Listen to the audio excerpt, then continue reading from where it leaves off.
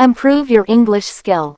There was once a very rich merchant who had 3 daughters. Being a man of sense, he spared no cost for their education. His daughters grew to be very beautiful, especially the youngest, who was called Beauty, a special name that made her sisters very jealous of her. The 2 eldest had a great deal of pride, because they were rich. They gave themselves ridiculous airs, and would not visit other merchants' daughters, nor keep company with any but persons of quality.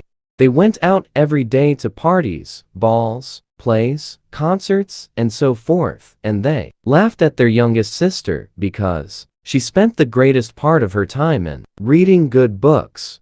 Suddenly, all at once, the merchant lost his whole fortune, excepting a small country house at a great distance from town, and told his children with tears in his eyes that they must go there and work for their living.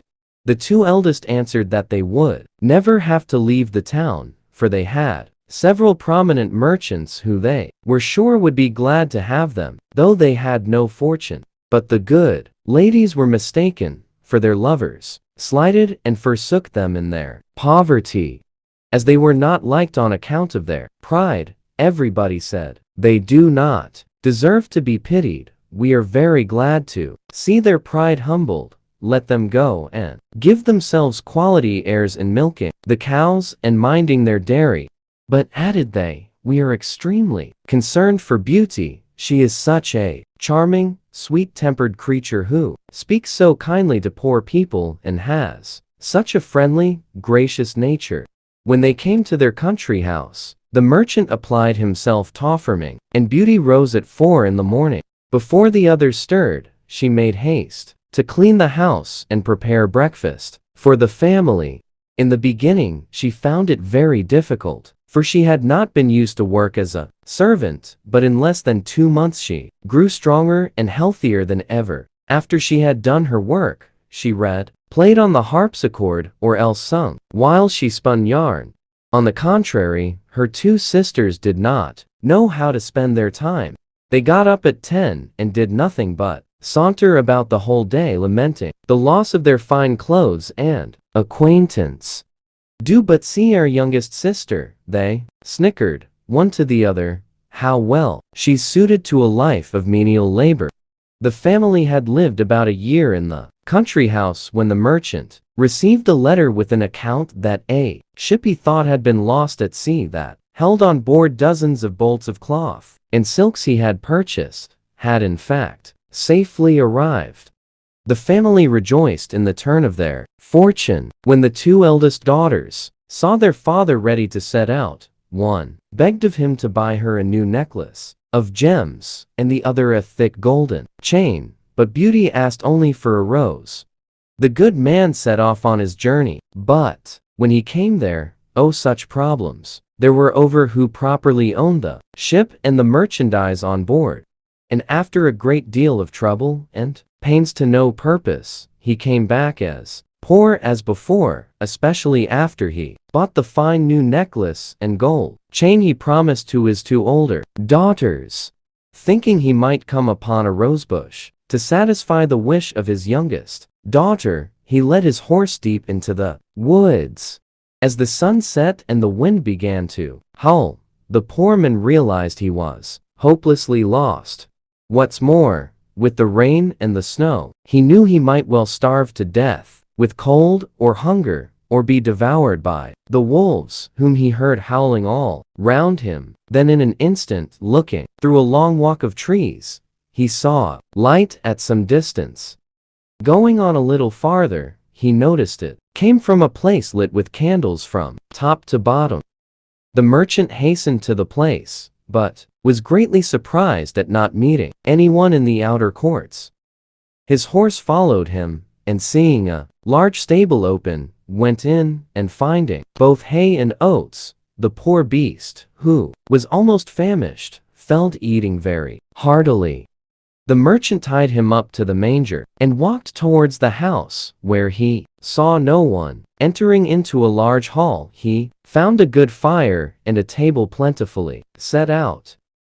As he was wet quite through with the rain and snow, he drew near the fire to dry himself. "I hope," said he, "the master of the house or his servants will excuse the liberty I take. I suppose it will not be long before some of them appear." He waited a considerable time until it struck 11 and still nobody came. At last he was so hungry that he could stand it no longer, but took a leg of chicken and ate it in 2 mouthfuls, trembling all the while. After this, he drank a few glasses of wine. Growing more courageous, he went out of the hall and crossed through several grand apartments with magnificent furniture until he came into a chamber.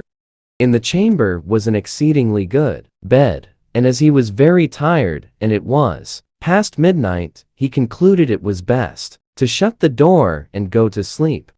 It was 10 the next morning before the merchant waked. As he was going to rise, he was astonished to see a good suit of clothes laid out on the bed that would fit him perfectly. "Certainly," said he, "this palace belongs to some kind fairy who has seen and pitied my distress." He then returned to the great hall where he had supped the night before, and found some chocolate ready made on a little table. "Thank you, good Madam Fairy," said he, aloud, "for being so careful as to provide me a breakfast. I am extremely obliged to you for all your favors." The good man drank his chocolate and then went to look for his horse, but passing through an arbor of roses he remembered Beauty's request to him, and gathered a branch on which were several. Immediately he heard a great crash like thunder, and looking around he saw a huge monster, 2 tusks in his mouth, and fiery red eyes surrounded by bristles, and horns coming out of its head and spreading over its back. "Mortal," roared the beast, "who told you you might pluck my rose?" "Please, sir," said the merchant, in fear and terror for his life, "I promised my daughter to bring her home a rose and forgot about it till the last moment, and then I saw your beautiful garden and thought you would not miss a single rose, or else I would have asked your permission." "Thieving is thieving," said the beast, "whether it be a rose or a diamond. Your life is forfeit." The merchant fell on his knees and begged for his life for the sake of his 3 daughters who had none but him to support them. "My lord," said he, "I beseech you to forgive me. Indeed, I had no intention to offend in gathering a rose for one of my daughters, who desired me to bring her one." "You say you have daughters," replied the monster. "I will forgive you, on one condition, that one of them come willingly and suffer for you. Swear that if any of your daughters refuses to die in your stead, you will return within 3 months and place yourself at my disposal." So the merchant swore. Taking his rose, he mounted his horse and rode home. As soon as he got into his house, his daughters came rushing round him, clapping their hands and showing their joy in every way. He gave the necklace to his eldest daughter, the gold chain to his second daughter, and then he gave the rose to his youngest, and as he gave it he sighed. "Oh, thank you, father," they all cried. But the youngest said, "Why did you sigh so deeply when you gave me my rose?"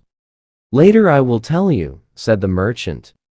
So for several days they lived happily together, though the merchant wandered about gloomy and sad, and nothing his daughters could do would cheer him up, till at last, pressed by his youngest daughter, he related his fatal adventure.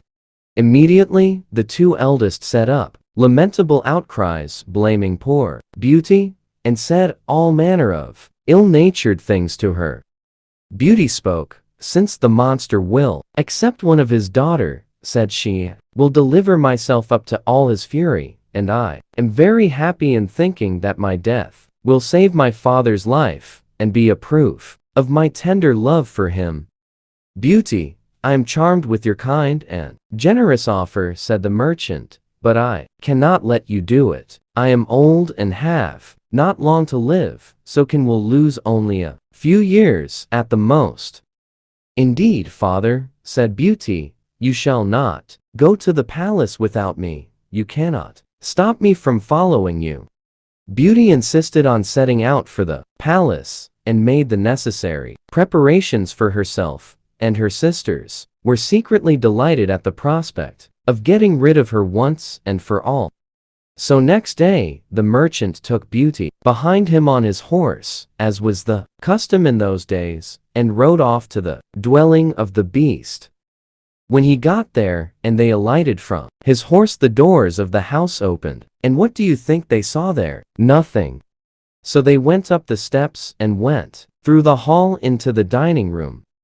There they saw a table spread with all manner of beautiful glasses and plates, and dishes and napery, with plenty to eat upon it. So they waited and they waited, thinking that the owner of the house would appear, till at last the merchant said, "Let's sit down and see what happens." Then, when they sat down, invisible hands passed them things to eat and to drink, and they ate and drank to their hearts' content. And when they arose from the table, it arose too, and disappeared through the door as if it were being carried by invisible servants. Suddenly, the beast filled the doorway. "Is this your youngest daughter?" he boomed. And when he had said that it was, the beast said, "Is she willing to stay here with me?"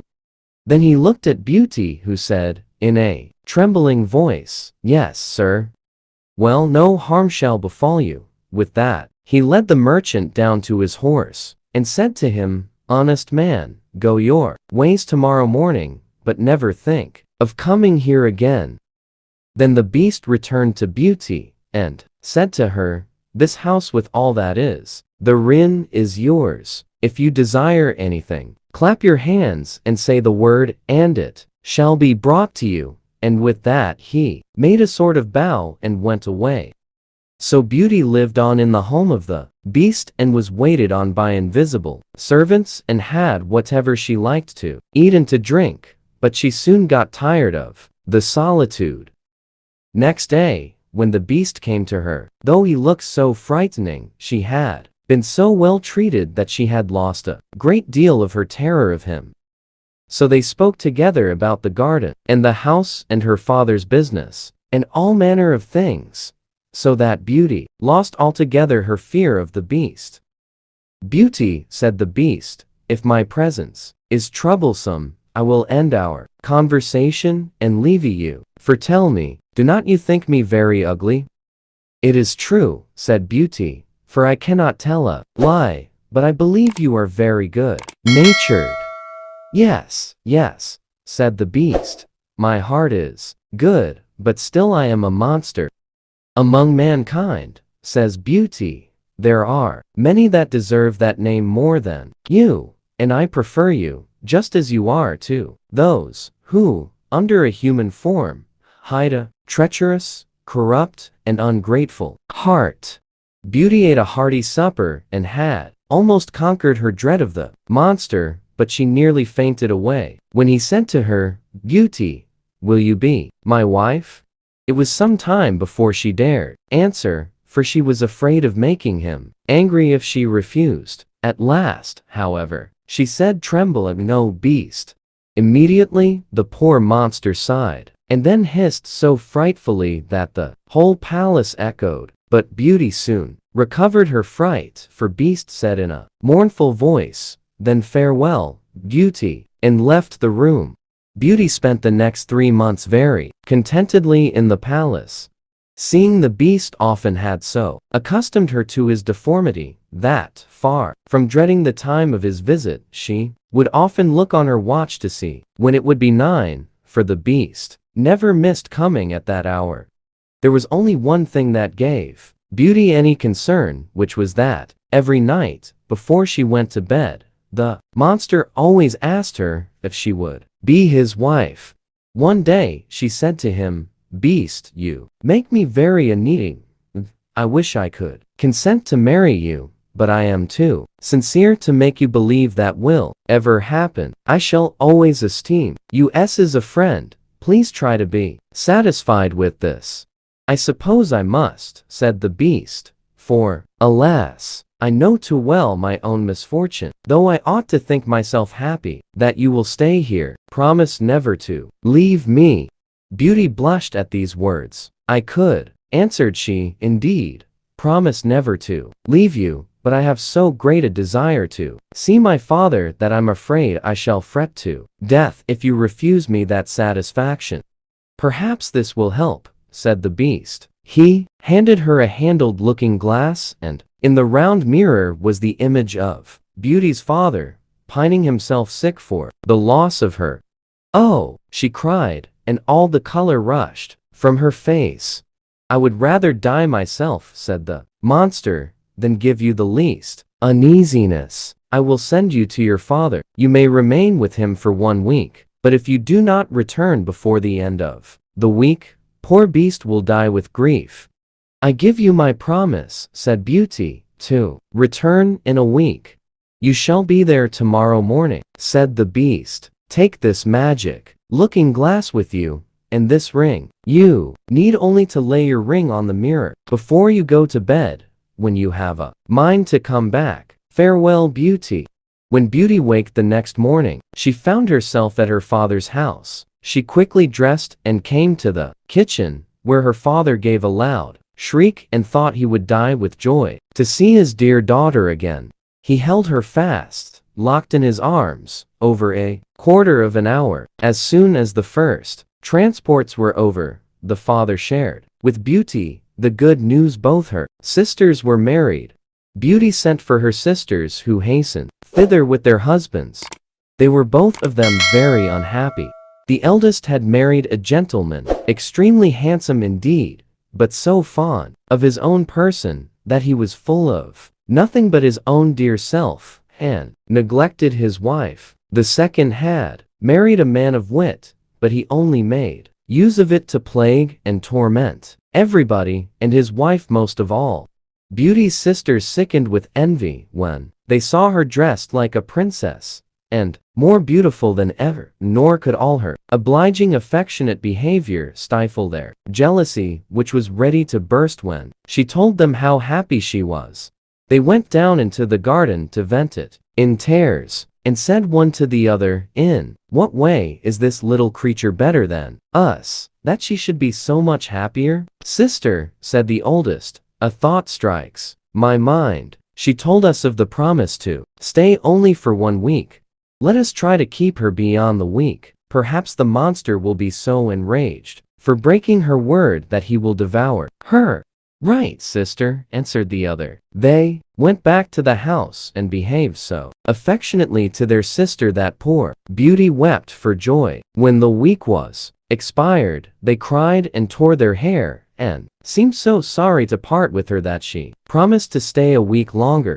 In the meantime, Beauty could not help feeling uneasy that she was likely causing pain for poor beast, whom she sincerely loved and really longed to see again. The 10th night she spent at her father's. She dreamed of the beast in the palace garden, suffering, maybe even dying for loneliness for her. Beauty was startled from her sleep, sat up straight in bed, and burst into tears.